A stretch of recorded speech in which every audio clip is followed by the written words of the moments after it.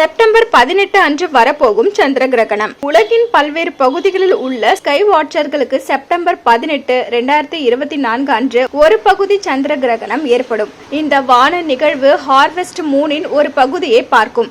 இது ஒரு சூப்பர் மூனாகவும் இருக்கும்.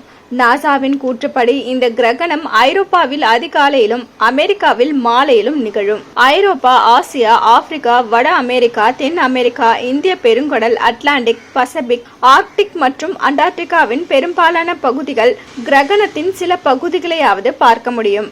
ஏப்ரல் 8 முழு சூரிய கிரகணத்தை போல வியத்தகு இல்லை என்றாலும் உலகின் சில பகுதிகளில் மில்லியன் கணக்கான மக்களுக்கு தெரியும். செப்டம்பர் 18ஆம் தேதி நடக்கும் பகுதி சந்திர கிரகணம் ஆண்டின் முக்கிய வானியல் சிறப்பம்சங்கள் கொண்டது என வல்லுநர்கள் தெரிவிக்கின்றனர். பூமி சூரியனுக்கும் சந்திரனுக்கும் இடையில் நகரும் போது ஒரு பகுதி சந்திர கிரகணம் ஏற்படுகிறது. ஆனால் சந்திரனின் ஒரு பகுதி மட்டுமே பூமியின் நிழலின் வழியாக செல்கிறது.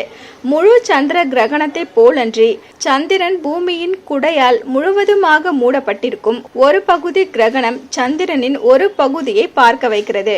மீதம் உள்ளவை இருண்ட நிறத்தை பெறுகின்றன. இந்த வகையான கிரகணத்தின் போது பார்வையாளர்கள் பூமியின் நிழலை சந்திரனில் இருந்து மெதுவாக கடிப்பதை பார்ப்பார்கள். இது ஒரு தனித்துவமான காட்சியை உருவாக்குகிறது. முழு கிரகணத்தை போல வியத்தகு முறையில் இல்லாவிட்டாலும் ஒரு பகுதி சந்திர கிரகணம் இன்னும் ஒரு அற்புதமான காட்சியை வழங்குகிறது.